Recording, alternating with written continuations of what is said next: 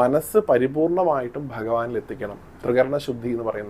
നമ്മുടെ ശരീരത്തിൻ്റെ ശുദ്ധി, വാക്കിൻ്റെ ശുദ്ധി, മനസ്സിൻ്റെ ശുദ്ധി. ശരീരത്തിൻ്റെ ശുദ്ധിയാണ് ഈ ബ്രാഹ്മമുഹൂർത്തത്തിൽ എഴുന്നേൽക്കുന്നതിലൂടെയും ഒക്കെ നമുക്ക് കിട്ടുന്നത്, നമുക്ക് ഈ പറയുന്ന കുളിയിലൂടെയൊക്കെ കിട്ടുന്നത്.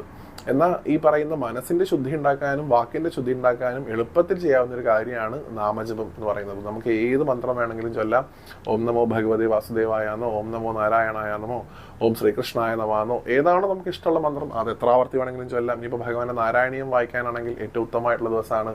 ഗീത വായിക്കാൻ ഏറ്റവും ഉത്തമമായിട്ടുള്ള ദിവസമാണ്. ഭാഗവതത്തിൽ ഭഗവാന്റെ നിരവധിയായിട്ടുള്ള സ്തുതികളൊക്കെ ഉണ്ട്, അത് വായിക്കാനുള്ള ഉത്തമമായിട്ടുള്ള ദിവസമാണ്. ഇങ്ങനെ ഏറ്റവും പ്രധാനപ്പെട്ട ഭഗവാന്റെ എന്തൊക്കെ നാമങ്ങൾ നമുക്കറിയും അതൊക്കെ ചൊല്ലിക്കൊണ്ടേയിരുന്നു വേണം ഏകാദശിയെ നമ്മൾ പൂർണ്ണമായിട്ടും ഭഗവാനിന് സമർപ്പിക്കാനായിട്ട്.